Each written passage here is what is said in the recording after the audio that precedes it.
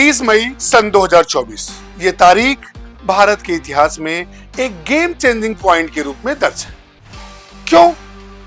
क्योंकि इस दिन भारत का पहला निजी रॉकेट अंतरिक्ष में पहुंचा और इसे किसी सरकारी एजेंसी ने नहीं बल्कि एक स्टार्टअप ने विकसित किया था। नाम था अग्निकुल कॉस्मोस, जिसकी स्थापना आईआईटी मद्रास से जुड़े दो युवाओं श्रीनाथ और मोइन ने की थी, जिनके पास न तो इसरो जैसा विशाल इंफ्रास्ट्रक्चर था और न ही नासा जैसे कई अरब डॉलर का बजट। उनके पास केवल एक क्लियर विजन था, मींस स्पष्ट विचार था कि भारत को अपनी निजी रॉकेट निर्माण क्षमता विकसित करनी चाहिए और इसी विचार से अग्निकुल की शुरुआत हुई और आगे चलकर इसी ने अग्निबाण नामक रॉकेट को जन्म दिया। दोस्तों, अग्निबाण की यात्रा सफल नहीं रही। इसकी लॉन्चिंग एक या दो बार नहीं बल्कि 4-5 बार टाली।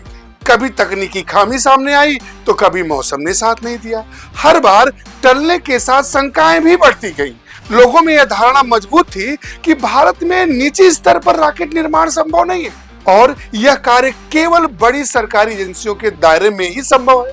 किंतु बार बार की देरी ने हार का रूप नहीं लिया, उसे खुद के अपडेशन के मौके के रूप में लिया गया। अंततः 30 मई 2024 को अग्निबाण अंतरिक्ष की ओर अग्रसर हुआ और भारत के स्पेस इतिहास में एक नया अध्याय जुड़ गया। यह उपलब्धि केवल तकनीकी सफलता नहीं थी बल्कि मानसिकता के परिवर्तन का प्रतीक भी थी।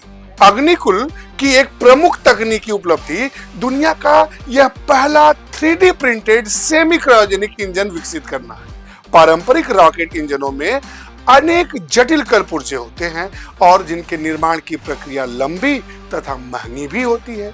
इसके विपरीत 3D प्रिंटिंग तकनीक के माध्यम से कम कलपुर्जों, कम समय और अपेक्षाकृत रूप से कम लागत में उच्च दक्षता वाला इंजन विकसित किया गया। यह दृष्टिकोण दर्शाता है कि आधुनिक रणनीति और इनोवेशन पारंपरिक सीमाओं को चुनौती दे सकते हैं। अग्निबाण की एक और विशेषता यह है कि इसे मोबाइल लॉन्च पैड से भी लॉन्च किया जा सकता है, यहाँ तक कि ट्रक पर स्थापित प्लेटफॉर्म से भी।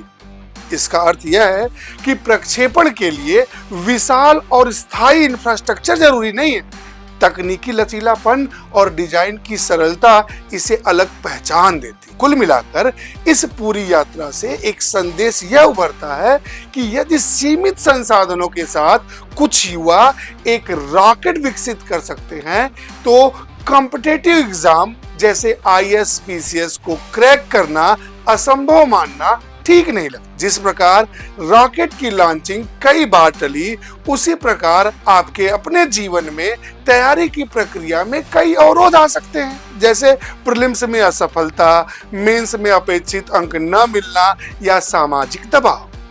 किंतु देरी और असफलता को अंतिम निष्कर्ष मान लेना या फिर तैयारी की प्रक्रिया को सुधार का अवसर मानना, इन दो दृष्टिकोणों के परिणाम भी अलग अलग होते हैं। अब ये आप पर निर्भर करता है कि आप कौन सा दृष्टिकोण अपनाते हैं। सिविल सेवाओं की तैयारी केवल नौकरी प्राप्त करने की प्रक्रिया नहीं है बल्कि यह भारत की पॉलिसी और फ्यूचर के निर्माण में आपकी अपनी भूमिका निभाने की तैयारी है। आने वाले वर्षों में AI पॉलिसी, ग्रीन हाइड्रोजन में निवेश, स्पेस इकोनॉमी का विस्तार और ग्रामीण क्षेत्रों तक टेक्नोलॉजी की पहुंच, इन सभी विषयों पर निर्णय लेने वाले वही लोग होंगे जो आज तैयारी कर रहे हैं। इस कॉन्टेक्स्ट में बात करें तो अग्निकुल केवल एक कंपनी नहीं रह जाती बल्कि यह एक प्रतीक बन जाती है कि क्या आज भारत का युवा अवसरों की प्रतीक्षा करने के बजाय अवसरों का निर्माण कर रहा है। यदि दो व्यक्तियों का संकल्प और अनुशासन उन्हें अंतरिक्ष तक पहुंचा सकता है तो संगठित प्रयास और क्लियर स्ट्रेटजी किसी भी लक्ष्य की प्राप्ति को आसान बना सकते हैं। अंततः संदेश सीधा है, सफलता के लिए भौगोलिक सीमाएं निर्णायक नहीं होती।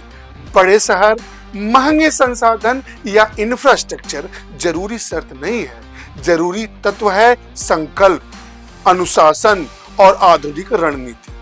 तो पढ़िए सिर्फ नौकरी के लिए नहीं, पढ़िए ताकि भारत का भविष्य आप डिजाइन कर सके। उठिए, अपनी कमियों को अग्निबाण की तरह जला डालिए और अपने सपनों की कक्षा तक पहुंचने के लिए उड़ान भरिए।